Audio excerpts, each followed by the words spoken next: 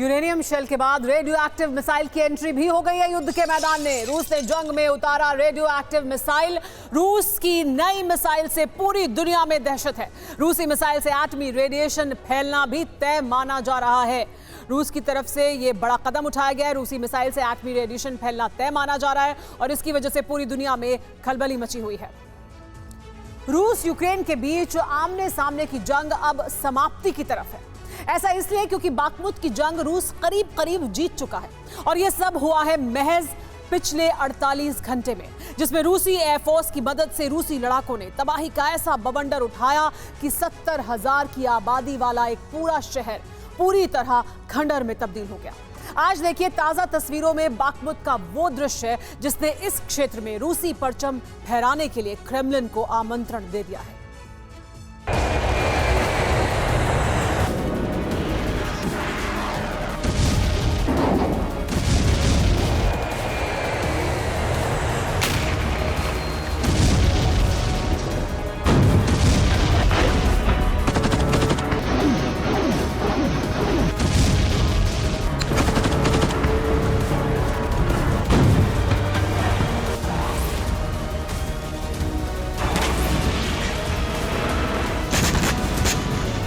Bakhmut में पलटा पासा, रूस ने शिकंजा कसा।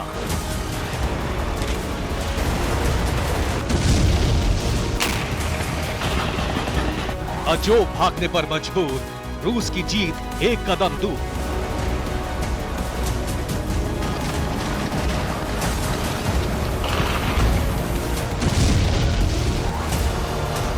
यूक्रेन के लिए रणनीतिक मोर्चे पर सबसे कम अहमियत रखने वाला डोनेस्क ओब्लास्ट का बाखमुत शहर जंग का वो मैदान बना जहां यूक्रेन की स्पेशल इन्फेंट्री के सामने रशियन प्राइवेट फोर्स वैगनर ने हर मुश्किल का सामना करते हुए मोर्चा संभाला।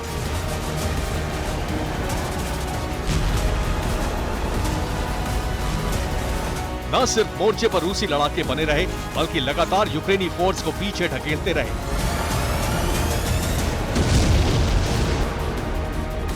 लेकिन करीब 8 महीने का लंबा वक्त एक ही जगह पर बीत जाना न सिर्फ रूस की रणनीति पर भारी पड़ा बल्कि यूक्रेनी प्रेसिडेंट के लिए भी साख का सवाल बन गया।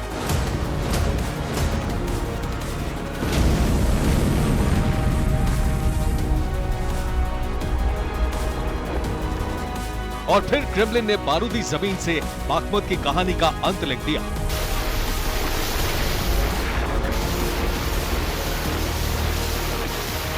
एक कदम पीछे हटकर रूस ने यूक्रेनी फोर्स को मौका दिया, 10 पोस्ट गंवाई और फिर विनाशकारी कदम इतने आगे तक बढ़े कि करीब 48 घंटे में ही बाखमुत का 99.04% हिस्से पर कब्जा जमा लिया। और यह संभव हुआ तबाही के बारूद से।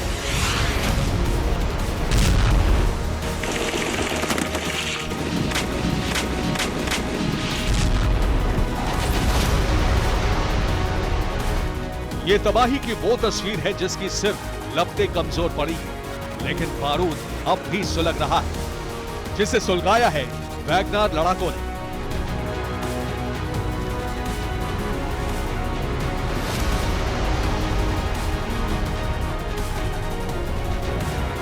सिर्फ इतना ही नहीं, जलते शहर की खंडहर रिहाइश में चप्पे चप्पे पर नजर अब भी दौड़ाई जा रही है।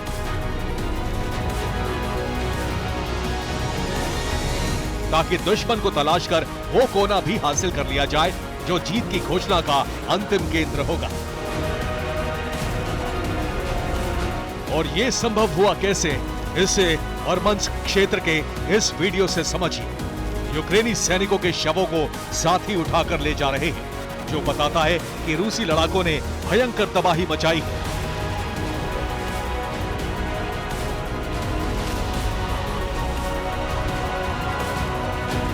अब सवाल पिछले 48 घंटे में मची तबाही पर है। आखिर जिस जगह रूस की तरफ से लड़ने वाली प्राइवेट आर्मी के बीच ही हलचल मची थी, उस जगह पर जीत हासिल कैसे हुई? कैसे महज यूक्रेनी फोर्स के लिए सिर छिपाने वाला हिस्सा कब्जे से महरूम बचा?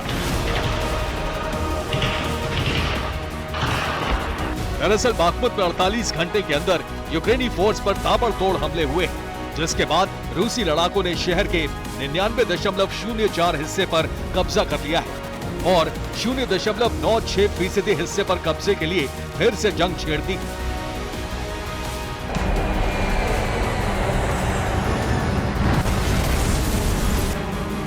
और ये सिर्फ इन्फेंट्री के भरोसे नहीं हुआ, बल्कि इसमें रशियन एयरफोर्स ने भी अहम भूमिका निभाई है।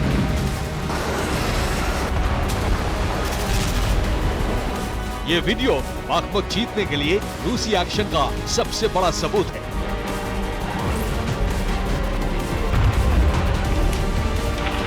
दावे के मुताबिक एयर अटैक उन्हीं इमारतों पर हुआ है जहां यूक्रेनी फोर्स के छिपे होने की पुख्ता इंफॉर्मेशन थी, लेकिन आबादी विहीन ये शहर इन हमलों से खंडहर बनता चला गया।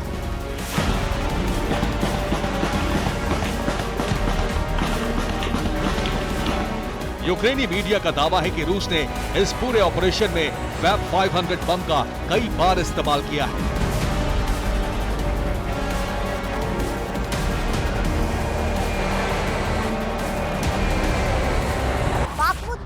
ऑपरेशन को लेकर दावा किया जा रहा है कि अब कार्रवाई छिपे हुए यूक्रेनी सैनिकों के खिलाफ जारी है। दावा किया जा रहा है कि ये कार्रवाई बाखमुत में जो हो रही है वो यूक्रेनी सैनिक जो छुपे हुए सैनिक हैं उन्हें बाहर निकालने और मारने के लिए इतनी बड़ी कार्रवाई की जा रही है। यानी 70,000 की आबादी वाला एक शहर अब पूरी तरह से आबादी विहीन है। जंग के दौरान लोगों ने पलायन कर लिया है। वहीं कई लोग इस जंग के शिकार भी हुए हैं। लेकिन सवाल बाखमुत में रूस के खिलाफ बने हालात के बावजूद जीत पर है। आखिर अचानक रूस कैसे बाखमुत में जीत हासिल करने के करीब पहुंच गया? जवाब पिछले करीब 8 महीने की जद्दोजहद की झलक से समझिए। 1 अगस्त 2022 बाखमुत की जंग। रूसी सेना ने पोबस्ना से नीप्रो की तरफ कब्जे के लिए आगे बढ़ना शुरू किया था। इस सेना में रूस की निजी फोर्स वैगनर के लड़ाके भी शामिल थे।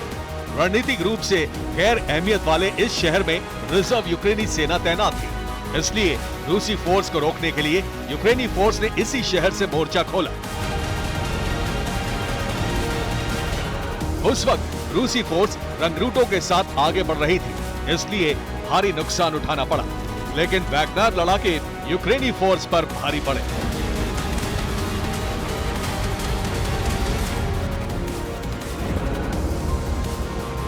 नवंबर 2022 में बाखमुत में सबसे ज्यादा हमले हुए। दिसंबर 2022 तक बाखमुत के पूर्वी हिस्से पर रूस का कब्जा हुआ। जनवरी 2023 तक बाखमुत का नॉर्थ सेंट्रल हिस्सा यूक्रेन के हाथ से निकल गया। इसके बाद फरवरी 2023 तक बाखमुत के दक्षिणी क्षेत्र पर भी रूसी कब्जा हो गया और मार्च 2023 तक बाखमुत के आधे से ज्यादा हिस्से पर रूसी फोर्स काबिज हो गई।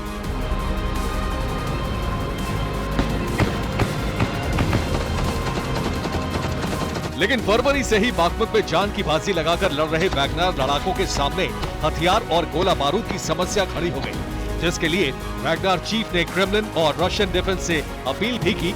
लेकिन सार्वजनिक रूप से रूस में हथियारों की कमी उजागर करने पर क्रेमलिन से ठन गई।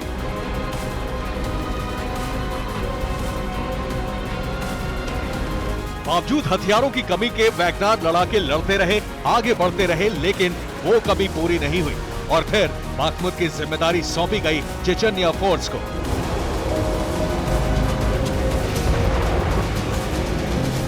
13 मई 2023 बाखमुत में बदलाव। 13 मई को बाखमुत में मोर्चा संभालने के लिए चेचन्या लड़ाके पहुंच गए और जारी हुई हथियारों की खेप पर कब्जा भी जमा लिया। लेकिन भौगोलिक स्थिति की समझ में कमी होने के कारण चेचन्या लड़ाकों पर यूक्रेनी फोर्स भारी पड़ गई और देखते ही देखते उन्होंने 10 पोस्ट गंवा दी। ऐसा इसलिए भी हुआ क्योंकि वैगनर ने चेचन्या फोर्स को बैकअप देने से मना कर दिया। लेकिन सूत्र बता रहे हैं कि ये रणनीति थी ताकि अजोव बटालियन के जवाब खुलकर सामने आए और यही हुआ भी।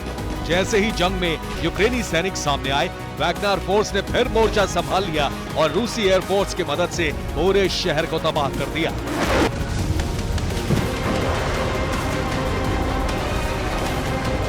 रूसी बमबारी से पूरा बागमुत तबाह हो चुका है। पश्चिमी क्षेत्र की कुछ इमारतें ही बाकी बची हैं। दावे के तहत इमारतों के अंदर ही यूक्रेनी सैनिक छिपे हुए हैं और रूसी लड़ाके यूक्रेनी सैनिकों को ही टारगेट कर रहे हैं। यानी रूस की रणनीति के तहत बड़ी कामयाबी बागमुत में मिल गई है और जिस गति से रूसी लड़ाके एयरफोर्स के कोऑर्डिनेशन के साथ तबाही मचा रहे हैं, उससे अनुमान लगाया जा रहा है कि अगले कुछ घंटों में ही बागमुत पर रूस का झंडा लहराता नजर आएगा। लेकिन ये झंडा लहराएगा एक शहर की कब्र पर। Bureau report, TV9 Bharatvarsh.